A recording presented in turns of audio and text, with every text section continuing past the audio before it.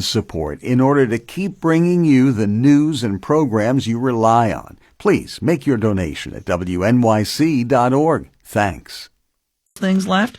Call, contribute, become a sustaining member at a level of $10 a month, and we will give that to you now. 888-376-9692. One of our newest members said this about making the decision to join WNYC.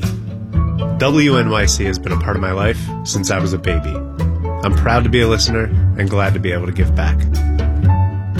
WNYC has been on the air since 1924. Generations of New Yorkers have turned to the station for news and entertainment programming, and generations of members have made sure to leave it in good shape for the kids.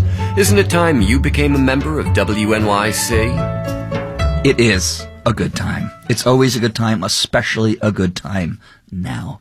Again, become a sustaining member at a level of $10 a month. We will send you that very cool beach towel, but really contribute at whatever level is comfortable for you. 888-376-9692. That is the number to call. Marketplace is coming your way in just a moment. We'll have more All Things Considered at 7. All of these programs are brought to you by listener support.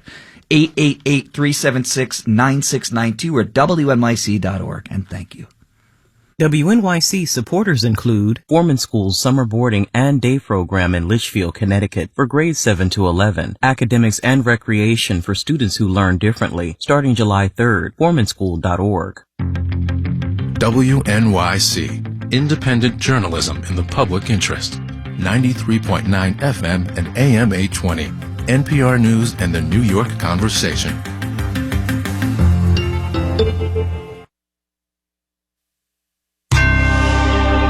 Marketplace is supported by Progressive. Progressive Commercial Insurance offers personalized rates and customizable coverages for your business vehicles. More at progressivecommercial.com.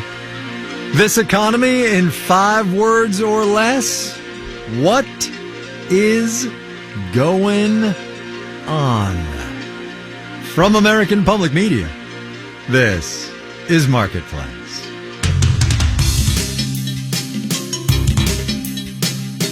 Marketplace is supported by Alteryx. Alteryx enables anyone to make better data-driven decisions and believes in the power of analytics for all. Learn more at alteryx.com. And by Charles Schwab. Schwab understands that wealth management is personal. That's why Schwab offers flexible, personalized financial planning crafted for their investors' individual goals. Learn more at schwab.com.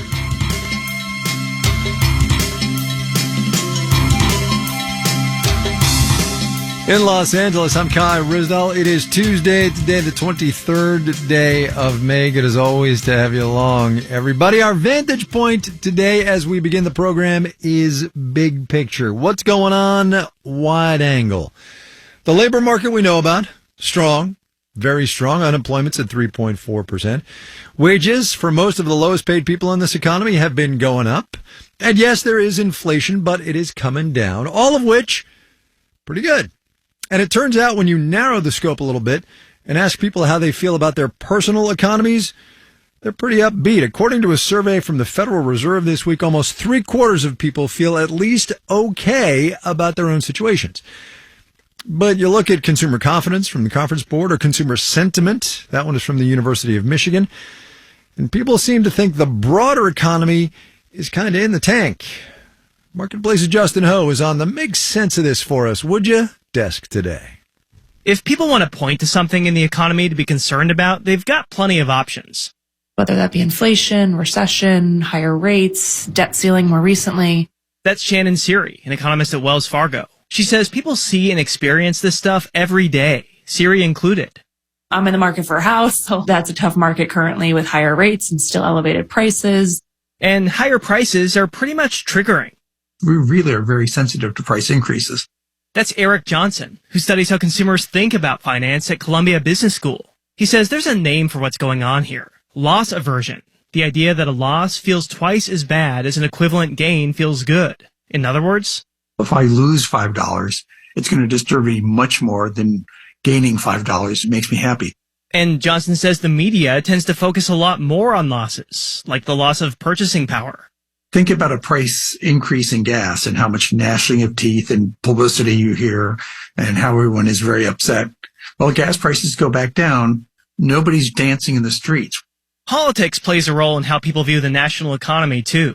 Democrats thought it was worse during the Trump administration. Republicans think it's worse now. But Claudia Sahm of Sahm Consulting and a former Federal Reserve economist says that doesn't really move the poll numbers. Because that pattern is so regular, they're always kind of canceling themselves out. Instead, Sahm says the disconnect comes down to the questions you ask. If you query people about the broader economy, people are very angry about inflation. Makes total sense. But that's different from asking them, how are you doing? Because you may be finding ways to manage it. People still have jobs. Many still have savings to spend. So even if people are downbeat about the economy, consumer spending keeps going, right? If you can keep spending, well, then you're probably doing okay. And if that continues, Sahm says the economy will keep chugging along, regardless of how people feel about it. I'm Justin Howe for Marketplace. The Marketplace macroeconomic word of the day today is productive. It's an adjective. Effective in bringing about is what it means, say the good people at Merriam-Webster. Somebody might want to tell that to the speechwriters at the White House and in the Speaker's office, because they keep writing remarks for their bosses to read that say the debt limit talks have been productive. 9 days till June the 1st, if you're counting, which we are. Also, by the way, Wall Street possibly counting, maybe some debt limit anxiety creeping in. We'll have the details when we do the numbers.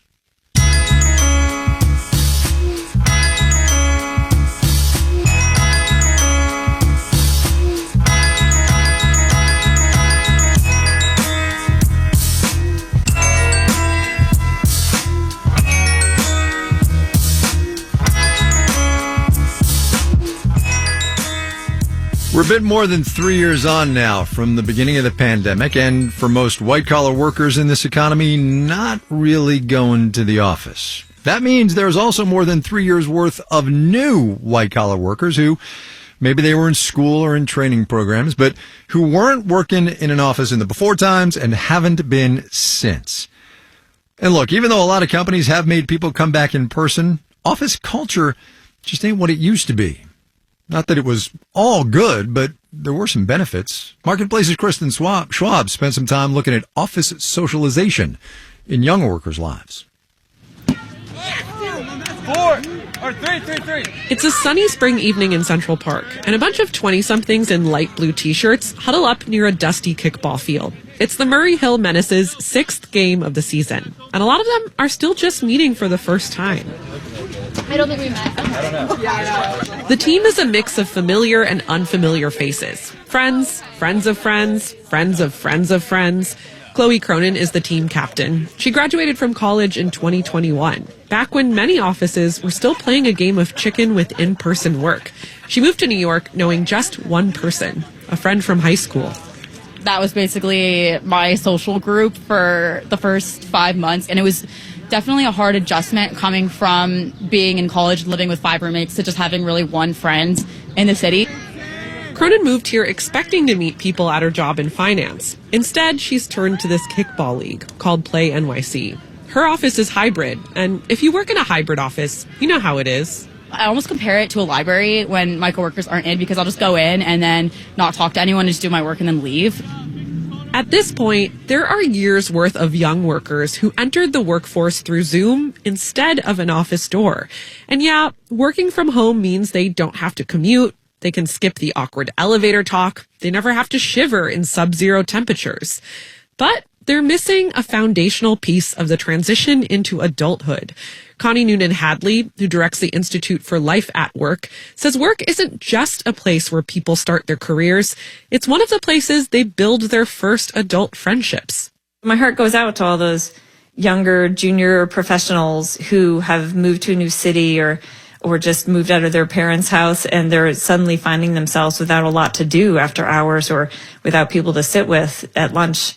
People to sit with at lunch, to go to happy hour with. People who become lifelong friends or lifelong partners. And yes, I know that one is frowned upon, but hey, it happens. And Hadley says it isn't just about other people. Work helps us figure out who we are. Part of what, when you're graduating from college or from high school, you're searching for is your identity. And we know that work plays a huge part of the definition of ourselves as we think about who we are, but also as the person we present to other people. Of course, there are plenty of ways people can and should develop themselves outside of the office, but the water cooler is an easy and natural place to start. Because Robert Waldinger, who directs the Harvard Study of Adult Development, says work is a place where people share common interests. We can form bonds around things that we share, even across generations. So we can bond with younger workers or older workers in surprising ways. We get out of our bubbles that may exist in our home life. That's what motivated Ellen Wieland in Madison, Wisconsin, to take up a bunch of hobbies. She joined a Shakespeare reading group and pottery classes. Because for the first time, at 22, she's on her own. Just her and her cat, Garlic. The fear that I would just be isolated and totally alone really weighed on me. She actually likes working from home, and she focuses best there. But she sometimes thinks about driving into work just for lunch. A couple months ago, we had a really interesting discussion with the life insurance actuaries. Wieland is an actuary too. She calculates insurance risks and premiums. And her coworkers got into a debate about competitive eaters. People who are trained to eat as many hot dogs as they could in a very short period of time. Would you give them higher life insurance rates because they're putting themselves in risky situations? Or would they get lower because they train so hard and pay such close attention to their health and diet outside of competitions? You just don't get those kind of conversations anywhere else. Well, that's for sure. And they never really did come to a conclusion because the answer didn't really matter. I'm Kristen Schwab for Marketplace. Let's us do the numbers. Dow Industrial's off 231 points today, about 0.7%, 33,055. The Nasdaq dipped 160 points, that's 1.25%, 12,560. The S&P 500 subtracted 47 points, about 1.1%, 41,45. Remember, productive is the macroeconomic word of the day. If you're a fan of using GIFs, I said it, as a means of expressing yourself in group texts or messaging platforms, you might be interested in this next bid. Image licensing company Shutterstock agreed to buy Giphy, that's popular database and search engine for the animated images, from Meta, which is, of course, the parent company of Facebook. The price was $53 million. Meta was forced to sell Giphy after regulators over in the UK ordered it to undo its purchase of that company. Stock in Shutterstock, say that 10 times fast, gave back 1.5% today. You are listening to Marketplace. The Numbers is supported by Odoo, open source business apps that cover your company needs. Marketplace is supported by Bitwarden. Currently in use by tens of thousands of IT professionals around the world, Bitwarden is designed to securely and safely store employees' passwords and logins with end-to-end encryption. More at bitwarden.com. And by SlashNext, generative human AI security that stops business email compromise and mobile phishing scams. Businesses can compare SlashNext with their current solutions for 30 days at slashnext.com.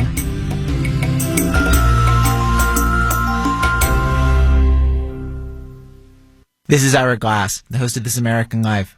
And we asked you to turn in your friends, your family, anybody who you know who listens to public radio all the time, who you think should be pledging. And you did. Hello? Hey, I'm trying to reach Waylon. Yeah, this is. Hey, Waylon, it's Ira Glass from the radio show This American Life. Have you got a second to talk? Yes?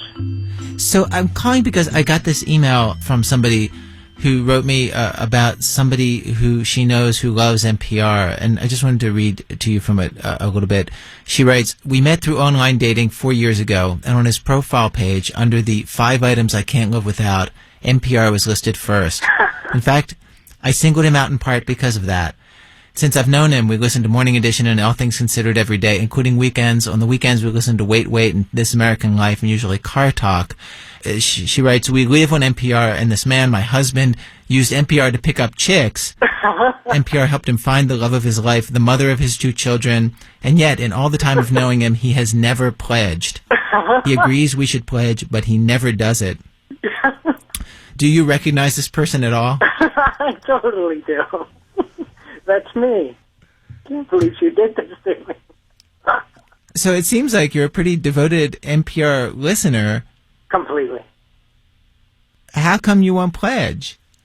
I think it's been laziness mostly. And you've heard that that our stations are having trouble in the current economy, right? Probably not as much. I tuned out of the recent pledge drive. That's right. You tuned out of the pledge drive. I forgot who I'm talking to here. Of course, went shopping for a non-pledge drive station for a week. Let me tell you, so here's some facts. NPR laid off dozens and dozens of people, and Minnesota Public Radio laid off a lot of people. Our home station, WBEZ, laid off a dozen people, had a $1.5 million deficit.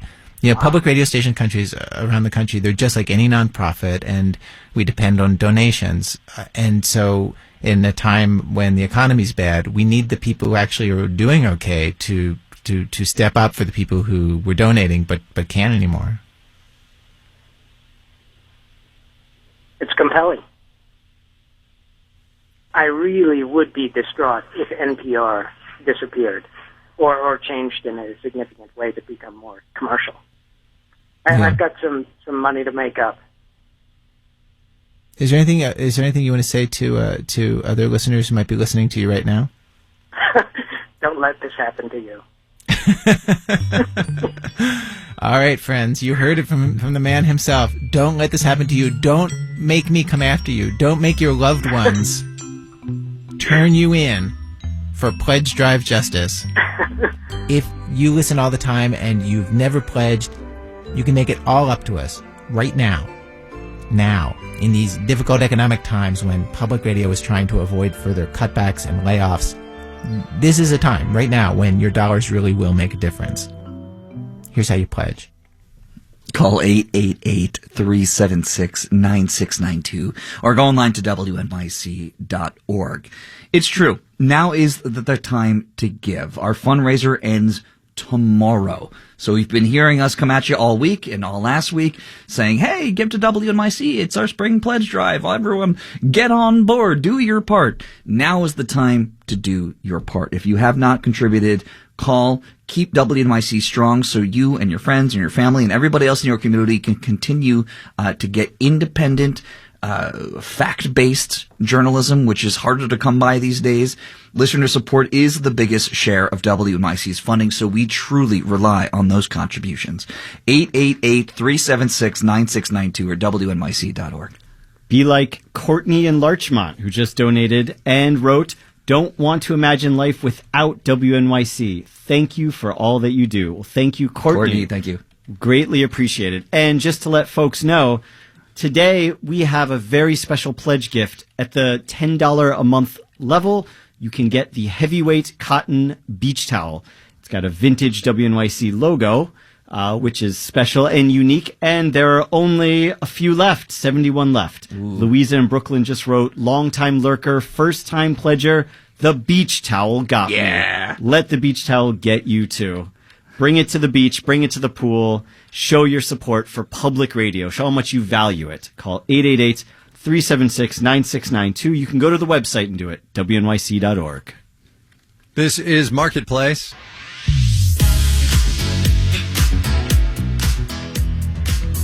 We've been having semi-regular conversations the past couple of years with a woman named Lydia Clark. She owns a cheese shop a mile or so from Marketplace World Headquarters here in downtown Los Angeles.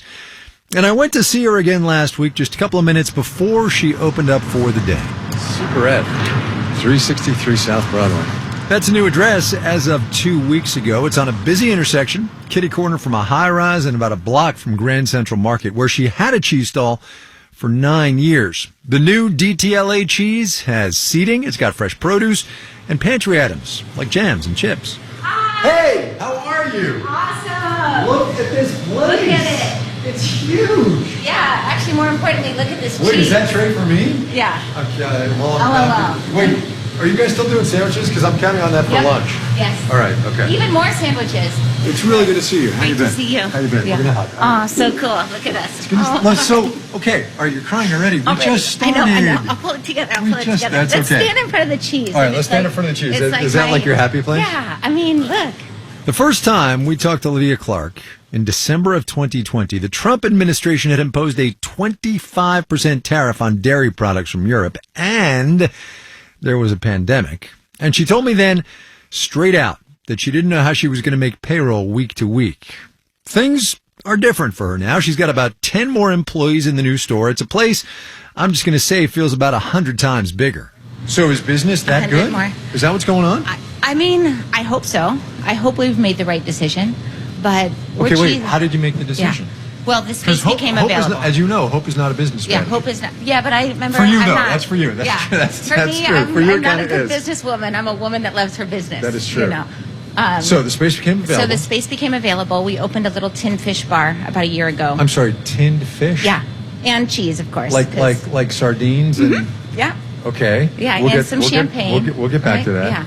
Yeah. But so when the space became available, we were like, oh my gosh, how could we still stay on this block? I mean, I also live on this block. Oh, so that I've lived helps. on this block for Yeah. 10 years. Yeah. So it's like it's my home. And Yeah. after these last years, and I mean, when I think back to when we first had a conversation, I and it was listening like to the fear of 20% tariff Yeah. is laughable Yeah. now. And then the fear of like, we're going to close in a week. Yeah. And now to be here and still like serving cheese and look at, I mean, all these like beautiful babies without a cheese shop. We still cut to order every piece of cheese. Yeah. So it gives all of our farmers and our cheese makers a place to highlight what they make.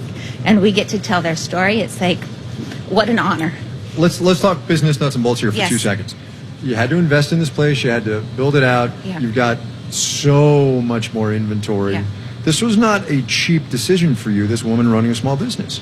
No, it was not. We have some very good partners Okay. that also saved us throughout the pandemic, too. Good. Had us cooking for hospitals and all of this. So when the space became available, we were able to bring them into the fold to like grow this space. Do people come in and just kind of hang out? I mean, you've Yeah. got seats and all that Yeah, jazz, right? people The come old in- place, Grand Central Market's great, but there's a lot of hubbub. It's not a place where people, can sit and enjoy and No, this schmooze is for a while. relaxing. It's like peaceful, Right. it's calm. But the market, I mean, it's still so great to still be on the same block. Yeah. And we're hoping that this becomes a place where even when people are visiting, it's like when you see a cheese shop, it means somebody lives here. Huh. Because people, it's like you might eat street cheese, not off the street, but like, you're cruising around. I'm unfamiliar with that phrase, street Yeah, cheese. street cheese. You're just like cruising around, nibbling on a piece of cheese. Fair enough. Like, oh, I got a long day. I need some good protein. So, yeah, life is always better with cheese. You're like all cheese all the time. Yeah, I'll cheese all the time. Are you more stable now, I guess is my question, right? You've made this big investment, you've moved, and Yeah. emotions and cheese aside, Yeah. you got to run a business. And Yes. and we can talk flippantly, I suppose, Yeah. about your emotional investment in this, which Right. has been demonstrated over the Yes. years, right? We've talked about Yeah. that. But are you in a better place now for your business? Yes. I know we can do it. We have the right team. We have the right people. It feels like the right time. There's so much excitement. So it's like the nuts. I know I keep talking emotion. It's like hard for me. It's so hard to separate it. It's like we'll work till it doesn't work. Like we'll sell this till it's like there's a lock on the door. I hope people come in here. I hope people think like shop small. Did you do market research, or did you say, I want to be near my apartment and near my old place? Yeah, I mean, it's just, I'd like to walk places. The market research is just, I mean, I think we got a Walking little bit around, of a, right? That's basically it's what you the did. head start with opening Kippard Right. next door, and that was when a friend was closing his bar. We just thought like, oh my gosh, like our neighborhood can't lose a little bar. All right, so we're going to the bar in a second, Yeah. but I do want to touch on this. You are now more than just a cheesemonger, right? You're a little entrepreneurial hotspot here with the bar and the new place, right? And then, Cheese Cave in Claremont. Yeah, well, yeah, right, yeah. You But I always think had it's like all through the eyes of a cheesemonger. So it's like, what would a cheesemonger do? Like, so. I'm sorry to laugh. What would cheesemonger? I'm going to get that on a bracelet. Yeah, like it's just like if WWCND. you, because a cheesemonger, it's like knowing the history. So it's not just a piece of cheese, even though it's just a piece of cheese. So even with the list, when my sister and I were writing the wine list, it was like, oh, let's just focus on bubbles. And everybody thought like, oh, you should do this or this. And I was like, you know what? We're going to celebrate that we're still here. We're going to like serve 10 bubbles by the glass. We're going to just have a wild time. No joke. All right, sandwiches on Marketplace. Who's having it? Woohoo! Honestly, I skipped breakfast today because I knew I was 'Cause you coming know. here. I knew I was So- coming here. Can I have one of those, please? And also a demi-baguette? I did also visit Kippard, by the way, Lydia's bar next door with all that champagne and 80-plus types of tinned fish. I am still a little floored by the whole tinned fish thing. Do not at me about it being the new thing.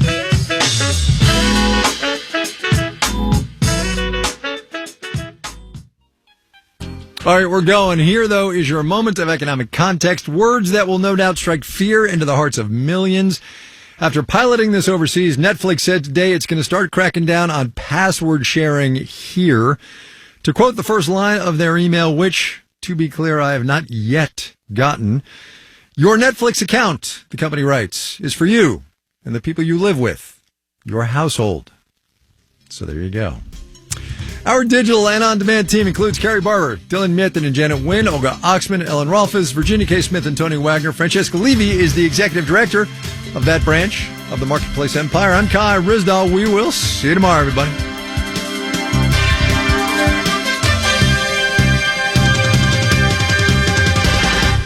This is APM.